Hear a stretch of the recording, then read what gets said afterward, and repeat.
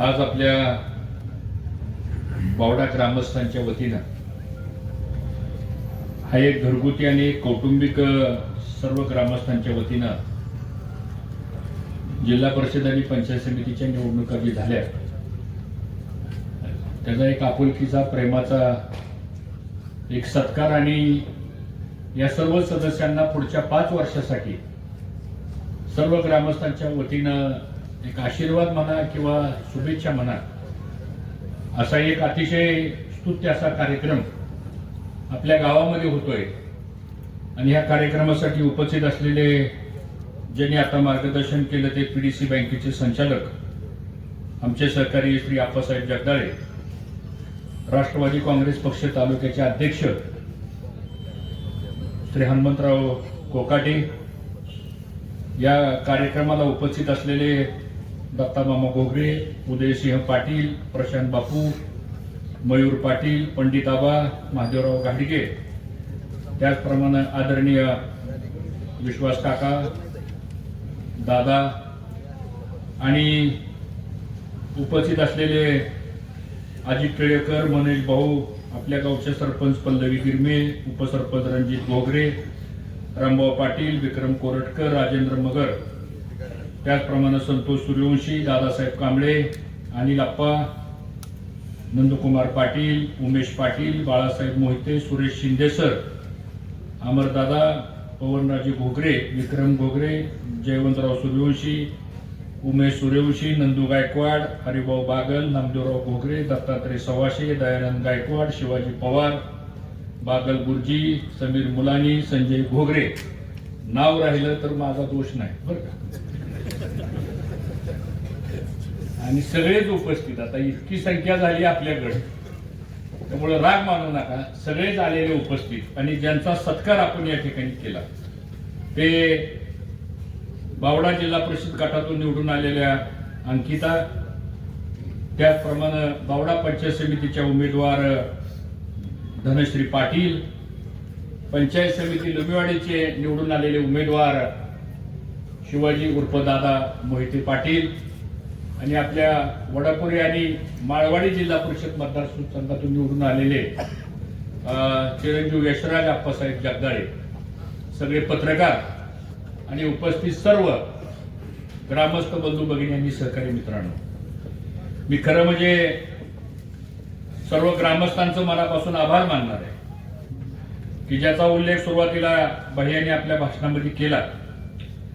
आणि जे मतदान बावडे गावामध्ये झालं ते 7,513 मतदान झालं आणि यापैकी 6,134 मतदान हे आपल्या जिल्हा परिषद आणि पंचायत समितीच्या उमेदवाराला झालं आणि साधारणतः 1,155 मतदान या 7,513 पैकी विरोधामध्ये गेले।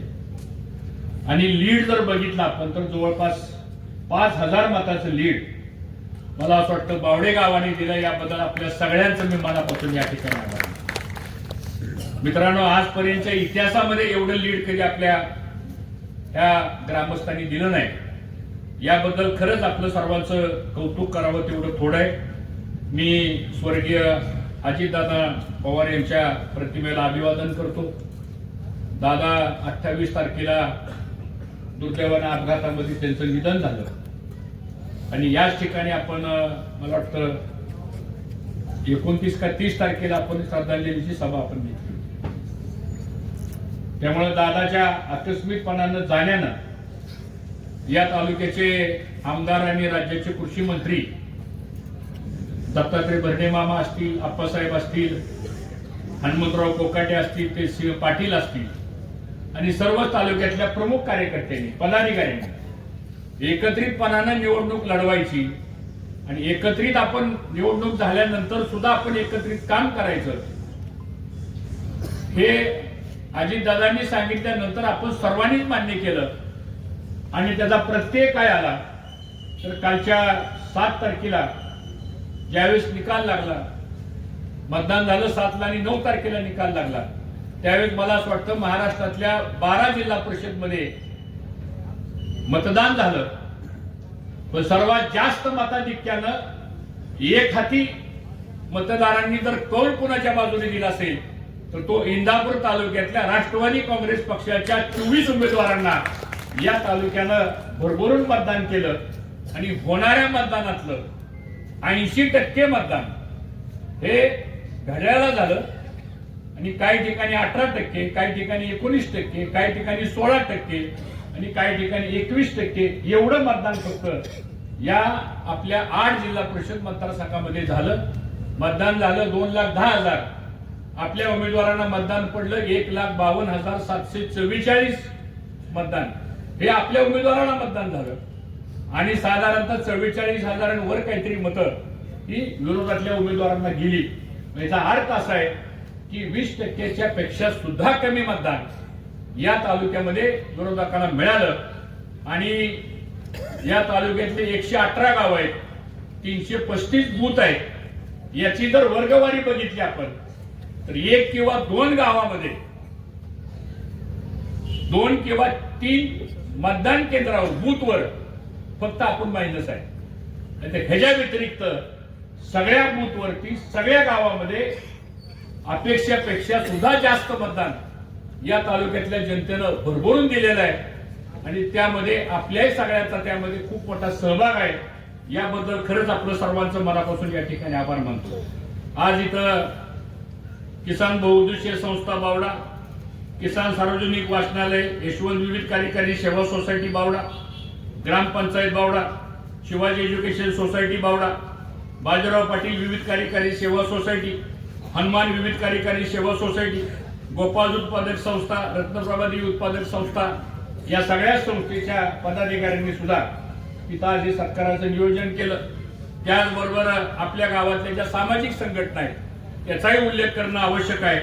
गणेशवाडी ग्रामस्थ, बागलफाटा ग्रामस्थ, रत्नप्रभा देवी ग्रामस्थ, घोगरे वस्ती ग्रामस्थ, बाराव फाटा, शिवाजीनगर ग्रामस्थ, भैरवनाथ ग्राम विकास प्रतिष्ठान, डॉक्टर आंबेडकर नगर मधले ग्रामस्थ, अण्णाभाऊ साठे नगर मधले ग्रामस्थ, मुस्लिम समाजाचे सर्व ग्रामस्थ, रामोशी समाजाचे सर्व ग्रामस्थ, वीर शैव लिंगायत समाजाचे सर्व ग्रामस्थ, पश्चिम पेठ, शिवप्रताप चौक, काकडे शेटे, सावंत वस्ती, राजवर्धन नगर, शिवाजी तरुण मंडळ, इंदिरानगर ग्रामस्थ, हनुमान तरुण मंडळ अशा विविध सामाजिक संस्था, समाजाच्या संघटना या सर्वांनी या कार्यक्रमामध्ये एवढं भरभरून साथ दिली याबद्दल खरंच मी आपल्या सगळ्यांचं मनापासून आभार मानतो. आपल्याला मनापासून या ठिकाणी शुभेच्छा व्यक्त करतो.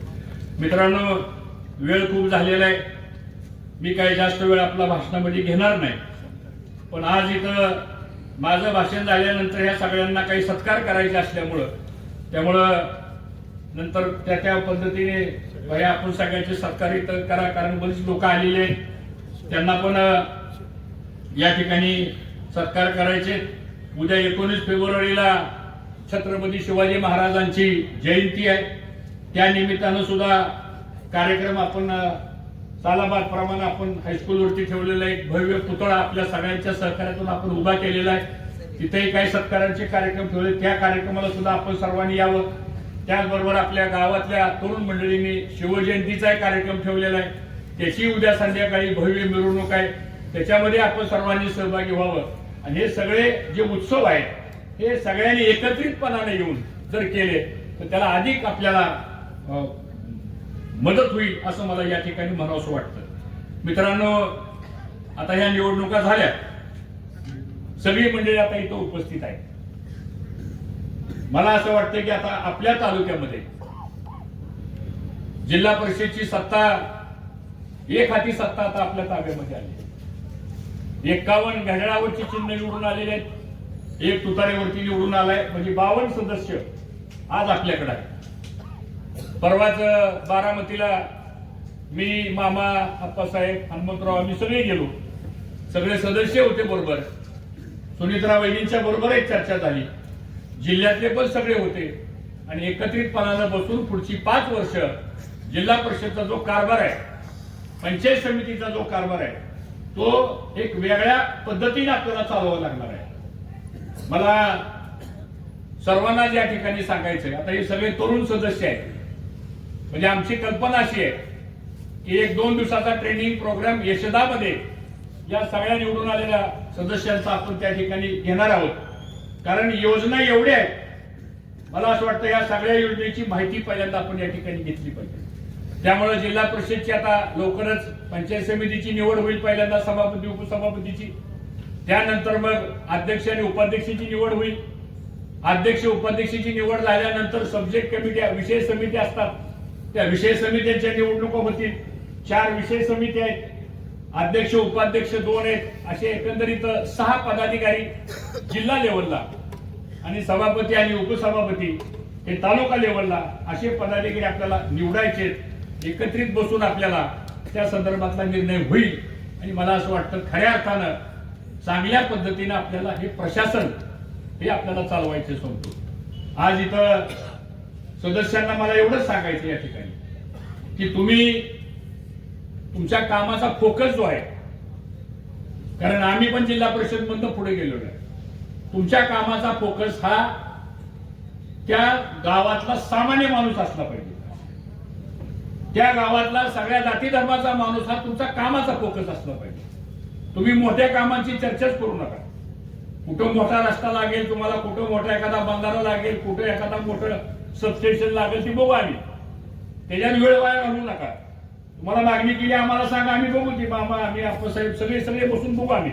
पण तुमचा कामाचा फोकस जो आहे हे माझं स्पष्ट मत आहे, ते म्हणजे गावातला मागासवर्गीय समाज आहे, गावातला अल्पसंख्याक समाज आहे, गावातला अल्पवर्ग शेतकरी आहे, गावातला सामान्य माणूस आहे, त्याला योजना आपण काय देऊ शकतो. माझ्या माहितीप्रमाणे योजना इतकी आहे, त्याचा अभ्यास आपण करू आणि लाभ देताना मात्र एका गोष्टीची काळजी घ्या, एका माणसाला एकदाच लाभ मिळाला पाहिजे, त्याशिवाय दुसऱ्याचा नंबर लागणार नाही. तर ठराविक माणसाला प्रत्येक वेळेस त्यालाच लाभ असेल तर तो पण योग्य होणार नाही. अशा बऱ्याचशा गोष्टी आपण एकत्रित बसून करू आणि चांगल्या पद्धतीनं या पुढच्या काळामध्ये आपल्याला विकासाची कामं ह्या माध्यमातून करता येतील. आता आपण एकत्र आलेलो आहे, ते काय फक्त निवडणुकीपुरतं आलेलो नाही. एकत्र आलोय तो काय आपला संघर्ष कमी करणं हा तर भाग आहेच, आणि तो बऱ्यापैकी संघर्ष कमी झालाय. तो बऱ्यापैकी तालुक्यामधला वाद सुद्धा संपुष्टात आलाय. आज एक दुर्घटना भिगवणला घडली, लगेच आम्ही सगळ्यांच्यात हस्तक्षेप करून ते प्रकरण तिथल्या तिथं कसं थांबलं पाहिजे त्या पद्धतीचा प्रयत्न झाला.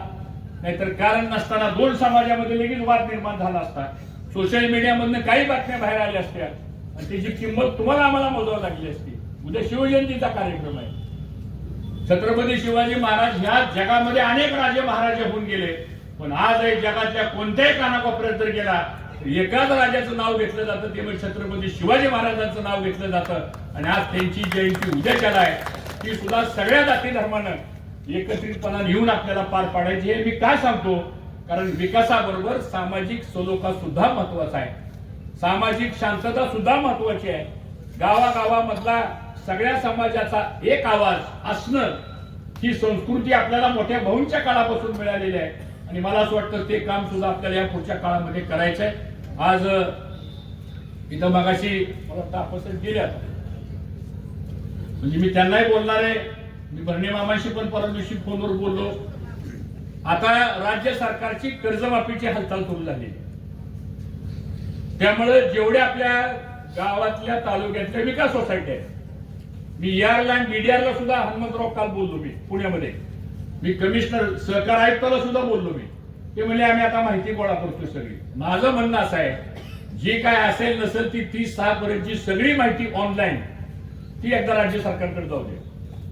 उद्या डॉक्युमेंटेशन मध्ये जर आपण कमी पडलो, सरकार काय निर्णय घेईल ते नंतरचा भाग आहे, पण आपण सुद्धा सर्व कार्यकर्त्यांनी हे लक्षात घेतलं पाहिजे की आपलं 30/9 पर्यंतच्या अकाउंटची माहिती सेक्रेटरी मार्फत सोसायटी मार्फत गेली का, नसेल गेली तर ती आपण आजच बघितलं पाहिजे. नाहीतर एकदा का सगळे याद्या ऑनलाईन, एकदा त्यांनी एक पोर्टल काढलंय, किती लोकांना माहिती मला माहित नाही, पण माझा एक स्वभाव आहे कुठली गोष्ट बारकाईने बघायची.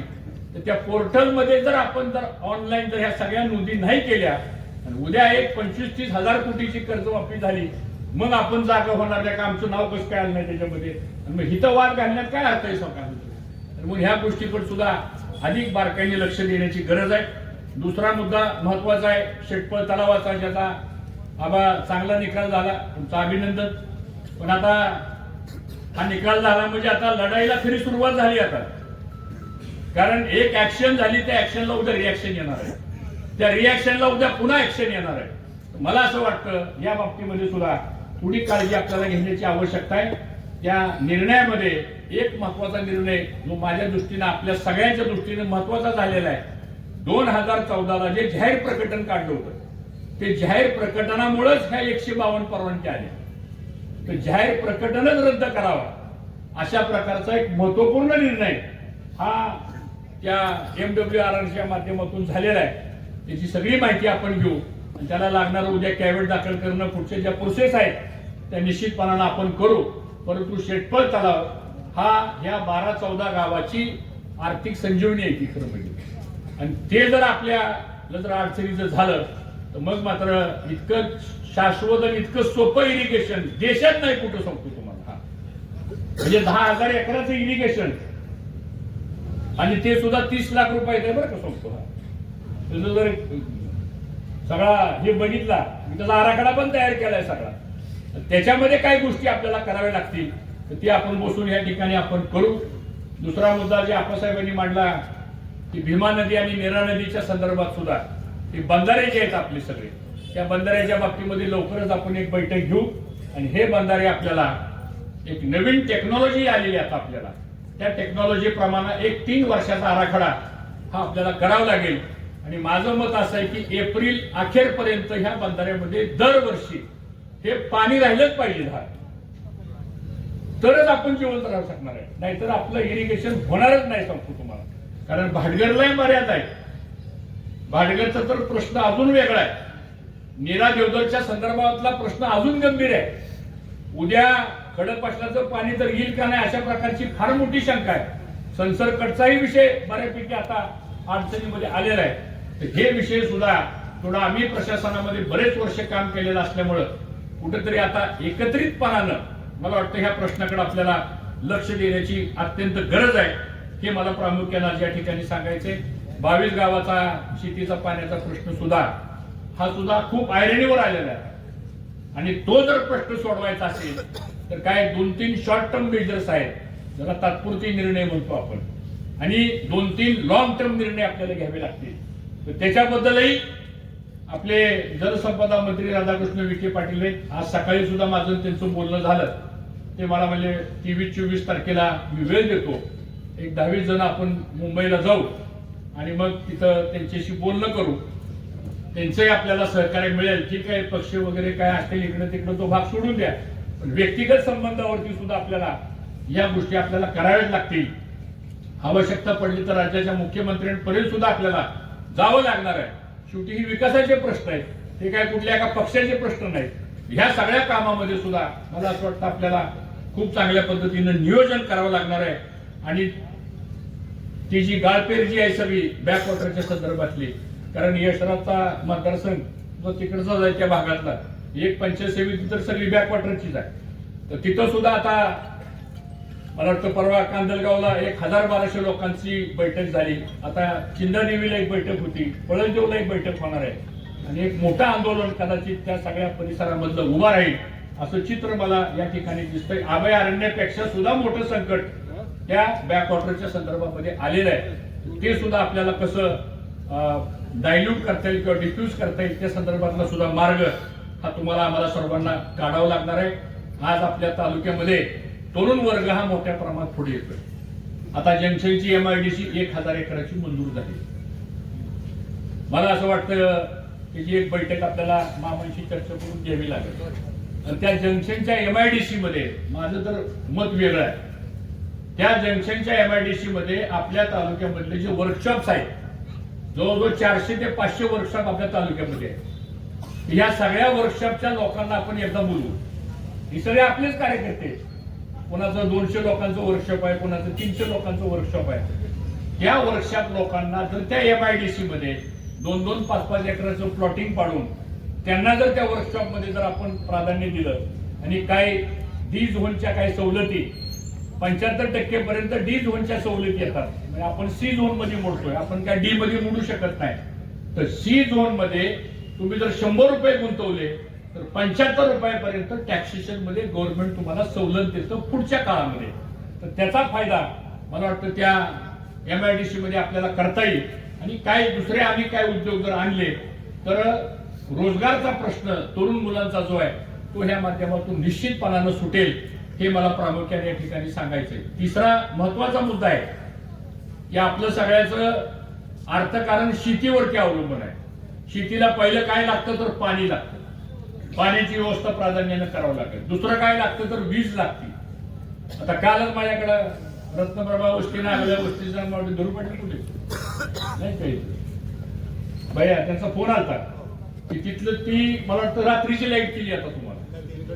बरोबर आहे. दिलीप नाही कुठे दिसती बसलेली सुभाष बी आहे इथं पलीकडे सगळी रात्रीची लाईट केली. आता ही लाईट रात्रीची का झाली तर आपल्या ह्या सगळ्या सबस्टेशन मध्ये 5 MV 10 MV चे ट्रान्सफॉर्मर कमी आहे. मला वाटतं मध्यंतरी आपण देवेंद्र फडणवीस साहेबांकडून म्हणजे आपण मयूर काही 5 MV चे काही ट्रान्सफॉर्मर्स आपण आणले होते.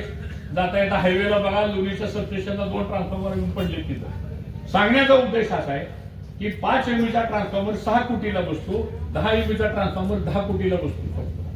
हे ट्रान्सफॉर्मर आणावं लागतील आपल्याला कारण वाहक क्षमता आहे पण ती डिस्ट्रीब्यूट करण्यासाठी लागणारे ट्रान्सफॉर्मर आपल्याकडे नाही. हे काम आपल्याला हातामध्ये घ्यावं लागेल कारण हे शेवटी ही आता विकासाचंच बोललं पाहिजे. आता मलाही तुम्हाला सर्वांना सांगायचं प्रत्येकाने आता थोडं आता व्यवसायाच्या मागे लागा, शेती धंद्याच्या मागे लागा. क्षेत्र तेवढंच आहे, कदाचित भविष्यात अजून कमी होईल. त्यामुळं कमीत कमी क्षेत्रामध्ये आपलं उत्पन्न कसं वाढेल हा प्रयत्न आपल्याला करावा लागेल. तुम्ही आमच्यावर चला थोडासा आपला भाग हॉर्टिकल्चर मध्ये कमी आहे, केळीमध्ये कमी आहे, ऊसामध्ये कमी आहे. आता आपल्याकडे 3 साखर कारखाने आहेत. छत्रपती कारखाना पृथ्वीराज बापू चालवत आहेत, त्यांनी 31 रुपये दर दिला. निराभिमा कारखाना 31 रुपये दर झाला. 15 जानेवारी पर्यंतची बिल आपण दिली. मी आजच सांगतो आपल्याला, मी आता सांगत होतो इथं राहिलेलं जे काही बिल आहे आता 30 का 31 कोटीचं हे 20 तारखेला तुमच्या खात्यात जमा होईल. सांगतो परवा दिवशी, उद्या सुट्टी आहे. 20 तारखेला ते बिल तुमच्या खात्यात जमा होईल. म्हणजे पहिलं वर्ष असं आहे की कारखाना बंद झाल्यानंतर 10 दिवसाच्या आत सगळं ऊसाचं पेमेंट हे तुमच्या खात्यामध्ये जमा होईल. कर्मयोगीचं सुद्धा 31/12 पर्यंत पेमेंट जमा झालेलं आहे. मंगळवारी बहुतेक माझं त्यांचं बोलणं झालं, ते पण 32 रुपयांनी पेमेंट जमा होईल. सांगण्याचा उद्देश असा आहे की ह्या 3 साखर कारखाने आणि जिल्हा मध्यवर्ती बँक याचं कॉम्बिनेशन व्यवस्थित जर आपण केलं तर याच्यातून 1200 कोटी रुपये 4 महिन्यामध्ये शेतकऱ्याला मिळतील. सोपं काम नाही हे. आता आम्ही 3 कारखान्याच्या याद्या काढायला लावल्यात. सांगतो तुम्हाला, थोडंसं खोलात जावं लागेल. तिथं 7,000 लोकांनी ऊस घातलाय, कर्मयोगीला 11,000 लोकांनी ऊस घातलाय, छत्रपतीला 9,000 शेतकऱ्यांनी ऊस घातलाय. त्याचा कॉम्प्युटराइज डाटा काढायला सुरुवात केली. ज्या शेतकऱ्याचा ऊस एकरी 20 टनाच्या खाली आहे त्याची पहिली यादी आम्ही काढतोय आणि त्याच्यावर कॉन्सन्ट्रेट करणार आहे. त्याला सांगणार आहे बाबा 20 टनाने तुझी शेती परवडणार नाही. तुला 8,000 नाही 10,000 रुपये टनाला दर जरी दिला आणि तुझं उत्पन्न जर एकरी 20 टन निघणार असेल तर नाही परवडणार. मग एक तर तू उत्पन्न वाढव, नाहीतर मग तू ऊस करायचं बंद कर, दुसरं काहीतरी कर. इलाज नाही त्याला. काय उत्पन्न वाढवलंच पाहिजे आपल्याला. दर तर मिळेलच आपल्याला, पण त्या दरानं तुमचं सगळं लगेच भागाल अशी परिस्थिती नाही आहे. ह्या प्राप्त परिस्थितीमध्ये प्रत्येकाने 10-20 टन जर एकरी ऊस वाढला आपला तर मला वाटतं त्याचा फायदा चांगला होईल. काल तुम्ही माझी पत्रकार परिषद बघितली असेल. पुण्यामध्ये आमची एक मोठी बैठक झाली. नॅशनल फेडरेशनची 235वी बोर्ड मीटिंग आम्ही काल पुण्यात घेतली होती. साखर आयुक्तापासून सगळे आम्ही एकत्र बसलो. एकंदरीत सगळं चित्र जर बघितलं तर ह्या राज्यातला साखर धंदा हा 90 दिवसावर आलाय. आपण 90 दिवस जर कारखाने चालवायचे आणि 365 दिवस पगार द्यायचा, जगात अशी इंडस्ट्री कुठली नाही. सांगतो हा, म्हणजे 3 महिने काम करायचं आणि 13 महिन्याचा पगार द्यायचा. राहिलेले 9 महिने एवढी सगळी माणसं सांभाळणं आणि एवढी सगळी डेड इन्व्हेस्टमेंट ठेवून चालणं हे खरंच आता न परवडणाऱ्या गोष्टी आहेत. त्याला काहीतरी आपल्याला मार्ग काढावा लागेल. आणि म्हणून सर्क्युलर इकॉनॉमी की केंद्रीय गृहमंत्री अमित शहा साहेबांच्याकडे मागच्या महिन्यामध्ये आमची एक बैठक झाली. दत्तोबा, आणि त्यांनी आम्हाला असं सांगितलं की सर्क्युलर इकॉनॉमी. ते मी काय सांगतो आपल्याला, थोडं जरा आता विचार वेगळा करण्याची आवश्यकता आहे. सर्क्युलर इकॉनॉमी मध्ये काय काय येत आहे, तर कारखान्याकडे 200-250 एकर जमीन आहे, 100 एकर जमीन मोकळी पडलेली आहे, तिथं सोलर पॉवर प्लांट आपण टाकू शकतो, ते ऍडिशनल इन्कम आपल्याला मिळेल. मल्टीफीड डिस्टलरीज आपल्याला काढावी लागतील, तिथं आपल्याला ऑफ सीझन मध्ये मकेपासून, ब्रोकन राईस पासून, गव्हापासून आपण 2 महिने 2.5 महिने आपण ग्रेन बेस्ड डिस्टलरी चालवू शकतो. तिसरा महत्वाचा मुद्दा, फूड पार्क हा एक आता नवीन कन्सेप्ट आलाय, म्हणजे फूड प्रोसेसिंग इंडस्ट्री कारखान्यामध्ये सुद्धा आपण करू शकतो. तो एक मार्ग त्याच्यामध्ये आलेला आहे. आणि चौथा महत्वाचा मार्ग त्याच्यामध्ये असा आहे की दुसरे काय रिसोर्सेस आपण त्या जागेमध्ये करू शकतो का, असं करून उद्या 200 दिवस जर ही इंडस्ट्री चालली तरच त्याचा ब्रेक इव्हन पॉइंट येणार आहे. नाहीतर येणाऱ्या भविष्य काळामध्ये तोच एक शाश्वत धंदा आपल्या हातात आहे.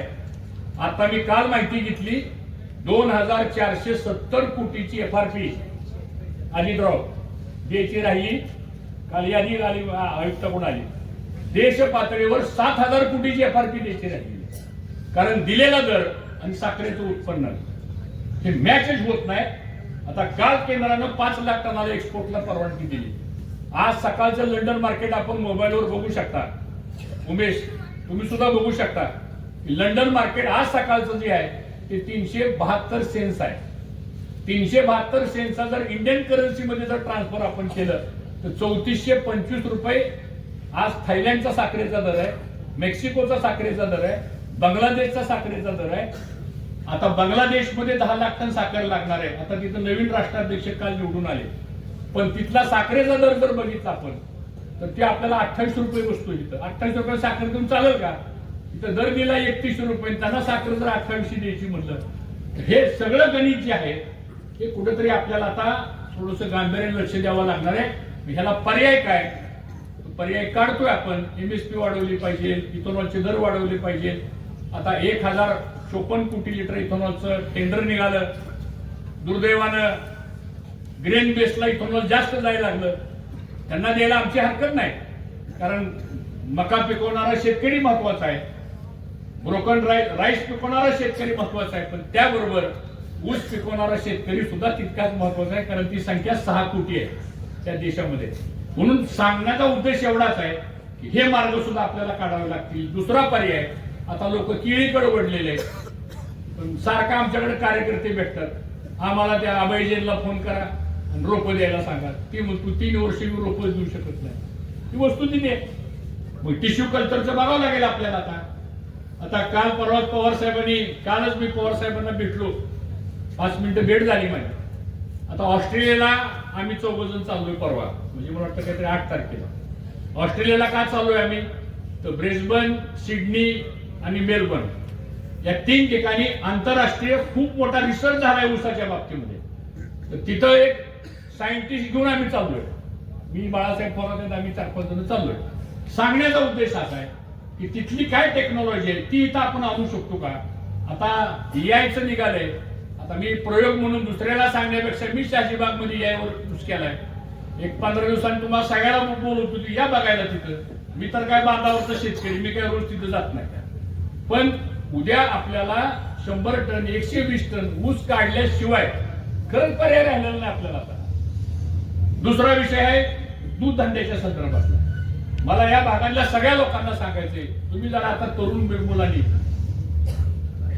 म्हशीच्या दुधाकडे वळलं पाहिजे. आता बघा, जिथं फायदा आहे, जिथं आपल्याला प्रॉफिट मिळणार आहे ते केलं पाहिजे. आणि काय अवघड नसतं सांगतो करायचं. उगाच आपण म्हणतो, आता इथं विक्रम बसलाय, उदाहरण सांगतो. त्याला मी एक बल्ब कूलर दिला विक्रमला. विक्रम उभा राहा जरा, नको म्हणत होता ते. त्याला बल्ब कूलर दिला. पहिल्या दिवशी दूध आलं 16 लिटर वापरो, आणि ते 16 लिटर कोणाचं माहितीये का, त्याचं 8 लिटर आणि शेजारचं 4 लिटर, संपलं 16 लिटर. आज तुझं किती बल्ब कूलर दूध आहे सांग. 3500 लिटर दूध झालंय. त्यातलं 1400 लिटर दूध म्हशीच आहे. म्हणजे सांगण्याचा उद्देश असा आहे की ह्या गोष्टी आपल्याला कराव्या लागतील. आपल्याला विकास म्हणजे काय, हीच विकासाची सूत्र आपल्याकडे आहे. आणि म्हणून सगळी गावातली माणसं जमले. थोडंफार आम्हाला बी काय कळतं म्हणून तुम्हाला सांगतो. ते फक्त नुसतं इकडून ऐकून सोडून देऊ नका. यापुढे सगळी आता काय मदत लागेल ती मदत आपण करू. तरुण पिढीने सुद्धा ह्या क्षेत्रामध्ये पुढे आलं पाहिजे आणि छोटे मोठे व्यवसाय केले पाहिजे.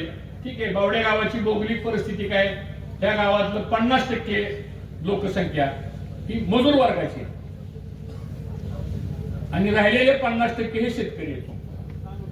मग आता हे 50% जो मजूर वर्ग आहे, त्या मजूर वर्गासाठी सुद्धा ज्या योजना आपल्याकडे असतील, आता इथं आमच्या ग्रामसेवक मॅडम बसलेच होतो,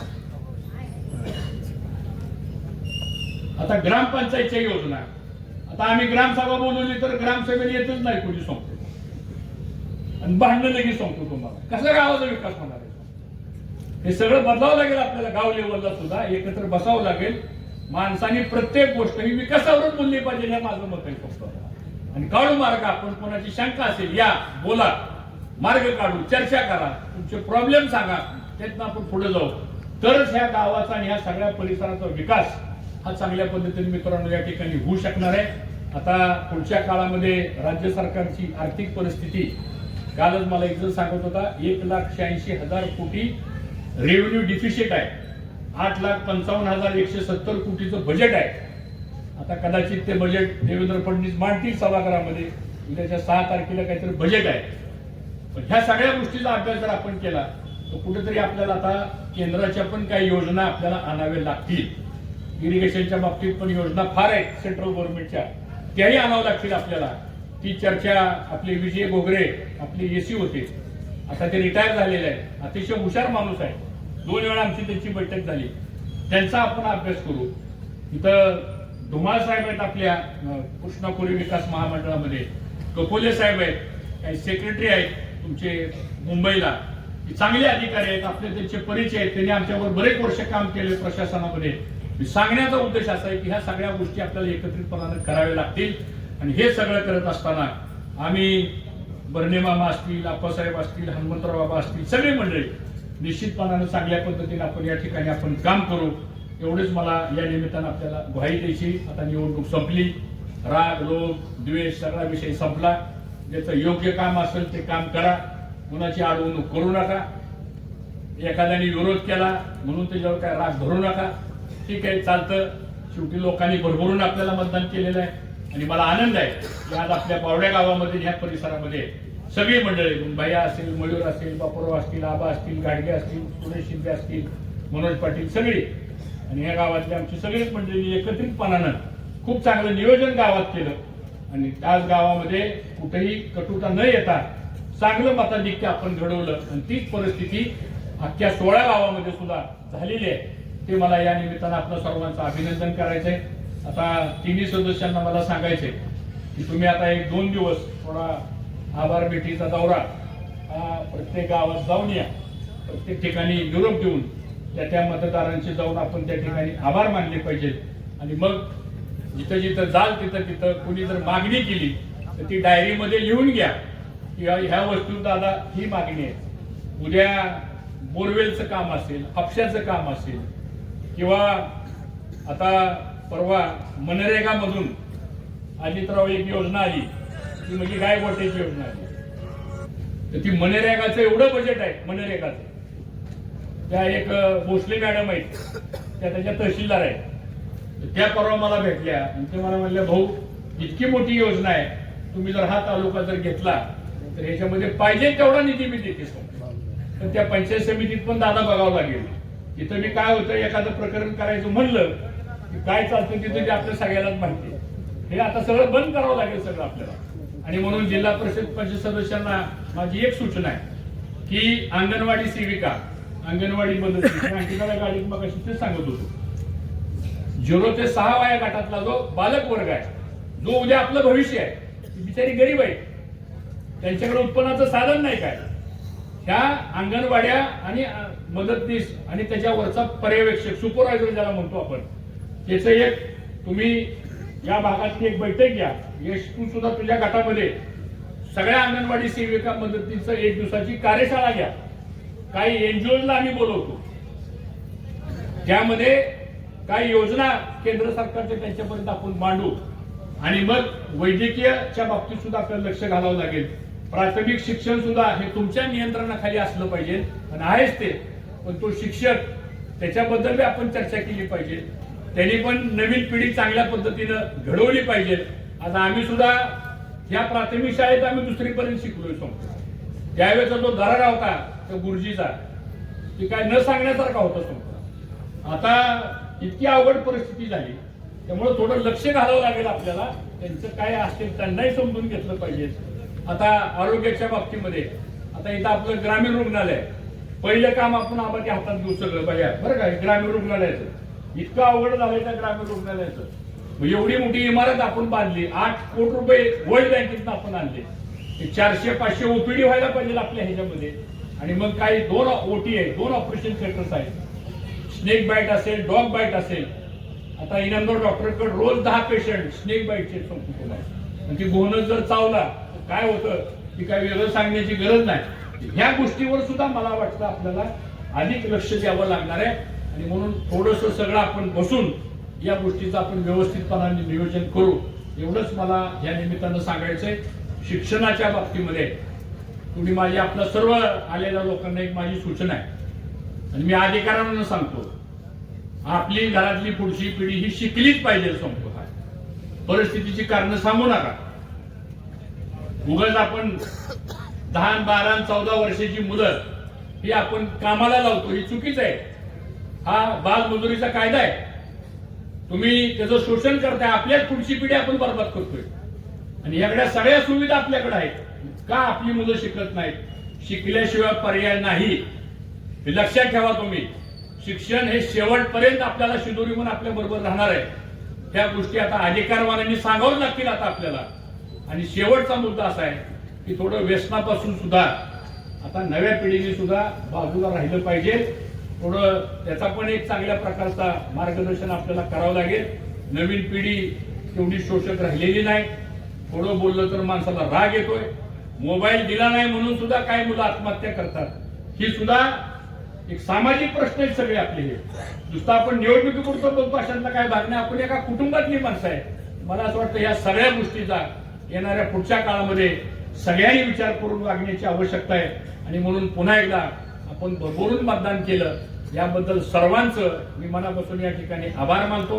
येणाऱ्या पुढच्या निवडणुका ग्रामपंचायत असो त्या एकत्र बसून आपण संपू, विकास सोसायटीच्या निवडणुका असो त्या एकत्र बसून आपण संपू.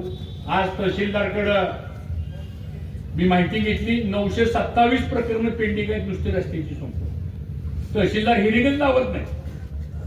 त्या दिवशी त्याला बोलवून घेतलं त्या बनसोडेला. मी म्हणलं ही काय प्रकार आहे? म्हणलं आम्हाला 2 महिन्याचा तुम्हाला कालावधी देतो. म्हणलं 2 महिन्यात तुम्ही स्पॉट हिअरिंगला लावा आणि दुसऱ्या दिवशी निकाल द्या. आणि प्रांतालाही सांगितलं म्हणलं तुम्ही तहसीलदारचा निकाल द्यायला तुम्ही स्टे देऊ नका. नाही तर मग त्या निकालाला अर्थ काय राहत नाही सांगतो. हे प्रशासनामधले सुद्धा हे बारीक बारीक गोष्टी ज्या आहेत त्या कुठेतरी आपल्याला सोडवाव्या लागतील. मी मामांशी पण बोललो या विषयावर. मामाही मला म्हणले भाऊ काय हरकत नाही, त्या सगळ्या गोष्टी एकदा आपण बैठक घेऊन ठरवू. आणि कुठेतरी लोकांना असं जाणवलं पाहिजे की बाबा मी कुणालाही न सांगता जर एखाद्या प्रशासकीय कार्यालयात गेलो तर माझं काम त्या कागदावर वजन न ठेवता झालं पाहिजे. तेच खरं प्रशासन योग्य आहे. मोठे भाऊ सारखे भाषणात सांगायचे सरकार चांगलं कोणतं? गावात गेल्यावर तलाठी, ग्रामसेवक, शिक्षक, वायरमन आणि तुमचा काय ते आरोग्य खात्यातला काय म्हणतो त्याला आरोग्य रक्षक, ही 5 माणसं जर रोज माणसाला भेटली कामं केली ना तर सरकार चांगलं म्हणायचं. बाकीचं काय करायचं? ट्रम्प काय म्हणला ती काय म्हणला त्याच्यावर कुठं पण चालतो काय आपलं सगळं. ही गोष्टी थोड्याशा म्हणजे पावशे मॅडम तुम्हाला पण लागू बरं काही. आता तुम्हालाही बरीच वर्ष झाली बावड्यात संपत. बदली हे काय पर्याय नाही, पण काम केलं पाहिजे, काम झालं पाहिजे. त्यामुळे सगळ्या प्रशासकीय अधिकाऱ्यांनी सुद्धा यामध्ये लक्ष घाला. शेवटी आपण इथलेच आहोत, लोकांचे आपण सेवक आहोत. कारण तुम्ही नीट नाही वागला तर त्याचा परिणाम ह्यांच्यावर होतो, ह्या सदस्यावर सगळ्या, आणि ह्याचा परिणाम आमच्यावर होतो. परत संपत ही एकावर थांबत नाही संपतो तुम्हाला. म्हणून ह्या सगळ्या गोष्टी जर व्यवस्थित झाल्या, हा एखाद्याचं चुकीचं असेल करू नका, नियमात असेल तर त्याचं कामच झालं पाहिजे. मी ह्या मताचा आहे. काय द्यायचं असलं आडवा तर आम्हाला सांगा काय मार्ग काढायचा आहे. माझ्याकडे प्रॉब्लेम बी आणि सोल्युशन बी दोन्ही गोष्टी आहेत माझ्याकडे. काढू आपण मार्ग. अशी कुठलीच गोष्ट नाही की ज्याला मार्ग नाही, निघतो मार्ग, पण त्याला इच्छाशक्ती पाहिजे. या पद्धतीने आपण काम करू. पुन्हा एकदा या चारही सदस्यांना खूप खूप शुभेच्छा देतो. चांगलं काम करा, नाव मिळवा, समाजामध्ये चांगली प्रतिष्ठा निर्माण करा आणि येणाऱ्या भविष्य काळामध्ये सदस्य कसा असावा हे तुमच्या चौघांकडून सुद्धा एक आदर्श सदस्य म्हणून या सगळ्या भागाचं नावलौकिक होईल एवढीच अपेक्षा व्यक्त करतो आणि माझं लांबलेलं भाषण संपवतो. जय हिंद, जय महाराष्ट्र. धन्यवाद.